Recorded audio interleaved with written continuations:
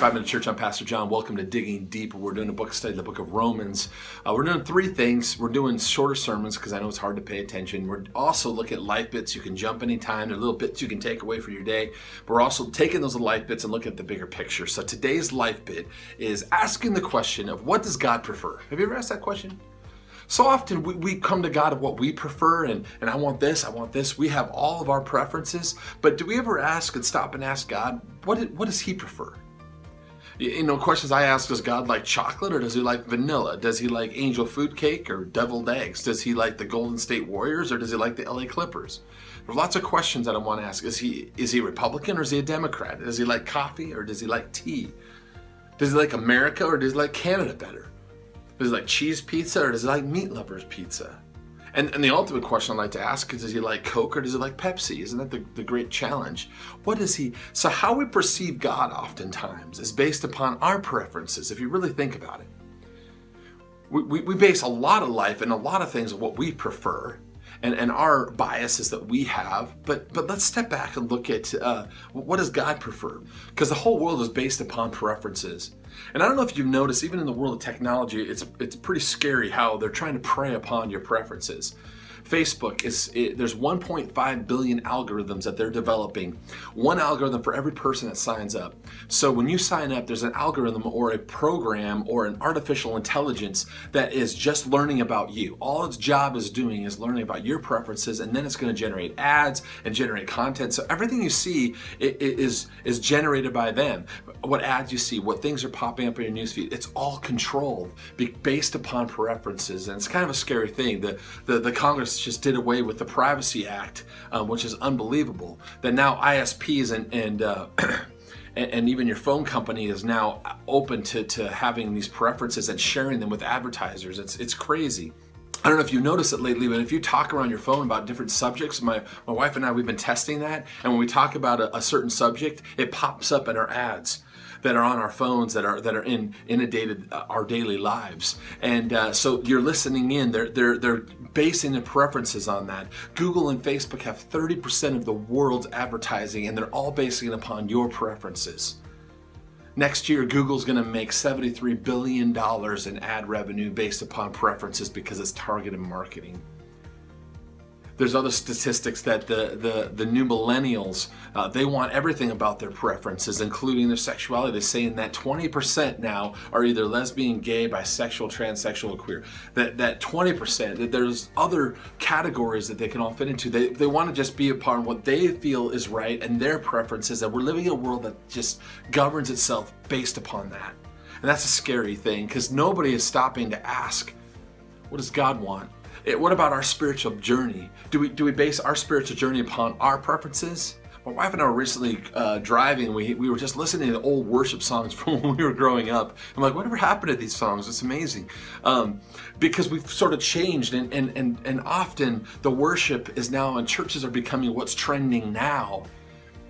Instead of, what flavor of church we want, instead of really saying the question, what does God want? What does He prefer in our lives? So in Romans chapter 2, verses 17 through 24, it says, "Now you who call yourself a Jew, if you rely on the law and boast in God, if you know His will and approve of what is superior because you are instructed by the law, if you are convinced that you are a guide to the blind, a light for those in the dark, an instructor of the foolish, a teacher of little children, because you have in the law embodiment of knowledge and truth.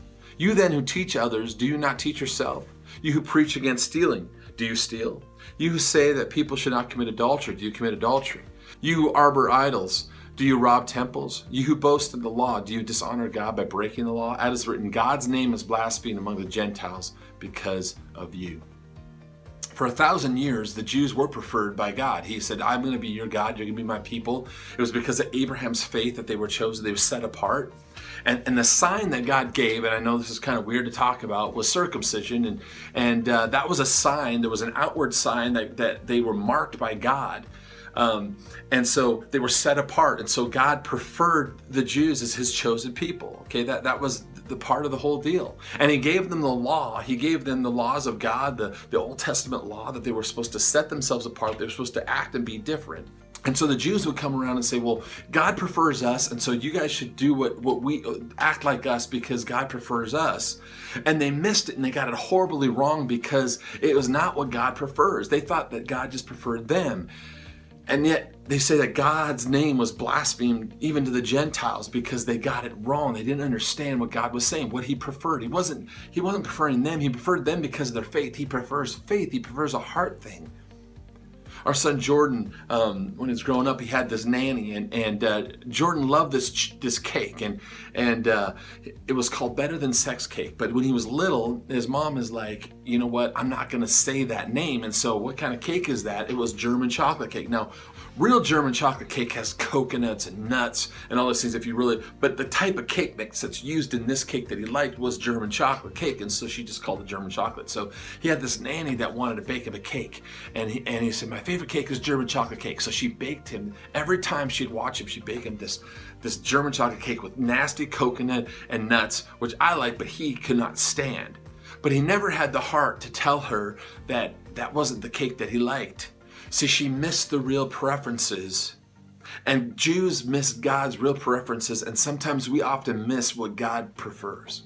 In Romans 2, verses 25 through 29, it says, circumcision has no value if you observe the law.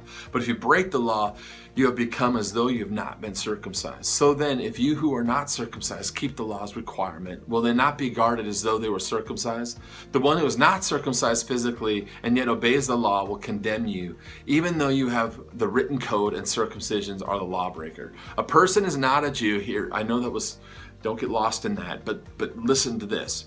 A person is not a Jew who is one outwardly, nor is circumcision merely outwardly and physical. No, a person is a Jew who is one inwardly. And circumcision is circumcision of the heart by the Spirit, not by a written code. Such a person's praise is not from other people, but from God. Do not get distracted by this whole topic of circumcision, which, yes, it's in the Bible. We talk about it. It's kind of weird. But in there is God's preferences, and it's not Jew, and it's not Gentile, and it's not going to church, and it's not saying the right things. It's not in these rules and this regulation. There are two things in there that talk about the preference of a God. And number one, it was the circumcision of the heart. God wants your heart. He's not concerned with our outward stuff, and we try to impress and all this stuff, and he prefers your heart. He wants it all. And number two, he's saying, I want you to have validation from me and not from other people. Did you catch that in the end? Validation, it says such a person's praise is not from other people, but from God, because we base a lot of our lives on what other people think about us and what other people prefer about us or about life or about things in this world. And he says, I prefer your heart, and I prefer that you take all your cues from me. God does not care what new trending worship song we're singing. He doesn't care how cool of kids ministry or how youth group or what we're doing this. He doesn't care about what other people think about you. He just wants you, all of you, every day. He wants your heart. And that's what he's always preferred, is your heart. And he preferred the Jews initially because of Abraham's heart. And now he's opened it up to everybody who receives him in our hearts and gives our hearts back to him. And so today, if you're struggling, I just pray that you'll give your heart, all of your heart, to God, and he will protect it, he will hold it, and it's going to ultimately be what you prefer as well. God bless you. Thanks for tuning in. Have an awesome week.